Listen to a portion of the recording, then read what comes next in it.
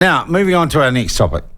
Yesterday afternoon, evening in Wellington, there was a cookie push, a get-together for people involved in what are called the Welly Awards, or the Wellington Gold Awards, which is basically a self-serving awards ceremony for small businesses to slap each other on the back and have lukewarm hotel food at an evening with some big-grade celebrity emceeing it. I used to do them.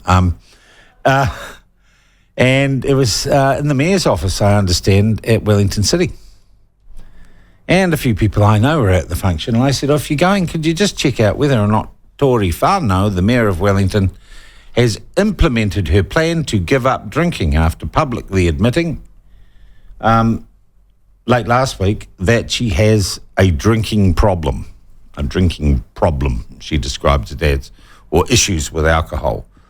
Apparently, the Mayor did not have a drop. And that's all I got to say about that. That's as much public accountability as we need. She's got an issue and she says she's dealing with it.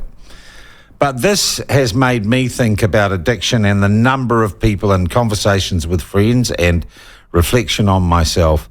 The number of us who do have... And, geez, I don't know, in truth, that I don't know anyone who hasn't been addicted to something in their lives. Some people are addicted to good things like, I don't know, running marathons. What am I addicted to at the moment? I'm addicted to smoking, to nicotine. It's a terrible bloody addiction. And what do you do if you do have an addiction and one that is societally unacceptable and damages you? You do at some stage have to seek help. That's a bloody difficult thing to do. I have helped people very close to me through addiction. And one of the places that help people very close to me is called Red Door Recovery. It's a charitable, though privately run institution, started by an old mate of mine. And I thought we'd go to someone there and say, and this isn't about getting down on Tori Whanau, this is how do you deal with an alcohol addiction? What are the steps to getting out of that self-destructive behaviour? So we're joined by Justine Hamill from Red Door Recovery. And Justine, welcome to the platform. Thank you very much indeed for joining us. Hi, Sean. I just want you to run through what your qualifications are, how you describe yourself in this space.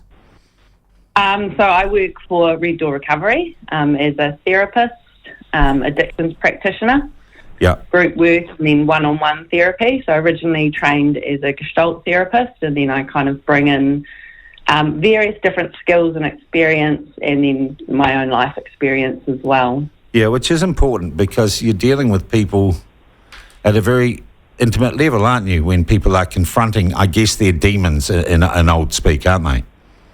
Yeah, you're dealing with people that are learning to feel pain and distress in a different way, really. So they need to, I guess, be held by someone who understands what it's like to walk that path. Mm. Addiction to, and this is a important question, you know, alcohol addiction is very, very common. Drug addiction is very, very common and high profile. Can I ask you, Justine, is what you're addicted to the issue or the addiction the issue? Do you get the delineation I'm making? Yes, I do, yeah. No, I don't think it does. And it can be, you know, it can be drugs and alcohol, it can be workaholism, it can be shopping, it can be, and what it is it's an avoidance of being able to feel what we don't want to feel. So addiction really is the absence of true connection and the avoidance of pain. So addiction, whatever the substance, whatever the activity, actually the core treatment, therefore, in a psychological sense, is the same. Exactly, yeah. Wow. Yeah, exactly. And people often cross-addict, so they might give up their alcohol or their drugs, and then they might focus overly on another behaviour that's still avoiding the pain. It may not have the effect on them that, you know, because drugs, particularly in alcohol, take us down a lot quicker than shopping, for example. But it's still coming from the same, you know, core stuff. Yeah. It also strikes me, and having had, and I don't want to go into great detail of it, have had some involvement in supporting someone who went through the Red Door process. It also strikes me that actually recognising that there's and I don't mean to demean what you do, but you're kind of the mechanic, right? There's a problem here, I know how to fix it. And we say it's this universal problem of addiction, which is one about connection and confronting things. Really, though, it would seem to me the biggest problem with treating an addiction is actually the person who is addictive recognising that they have an addiction and deciding to do something about it. It's relatively simple. It's a process once they get there. But the real challenge is having that self-awareness in the very first place to seek help. Yeah, absolutely. They've got to make a choice. They've got to be able to get really honest with themselves and realise that it's, their life is being affected, their relationships particularly. And I wouldn't say I wouldn't say I would think that I could fix anyone's addiction, but I can help them with their awareness and help them to learn things like distress tolerance and emotional regulation and interpersonal skills and looking at the original trauma or pain that's causing the need to avoid their feelings, really. And so that's a really long process. It's not a quick fix. I mean, the real work and I can remember the person who I helped have a successful intervention was I had watched for a year and a half, and come to the conclusion that until they were ready, there was nothing I could do. Yeah, and that's the hardest part. And it's bloody hard from an outsider, you know. Yeah. I'd also add that I had another person I know close to me in addiction who I feel I failed, and that ended as tragically as addiction can, or drug use can. But,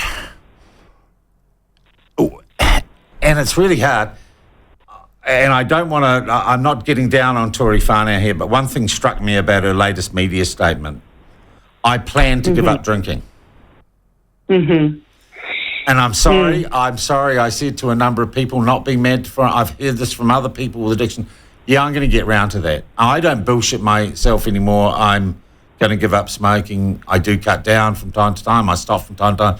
I'm not giving up. I'm a bloody addict. I've got to live with that, and either I'm going to deal with it one day or it's going to kill me. But what do you think? What is someone saying when they say, I plan to get rid of my addiction, whatever it is?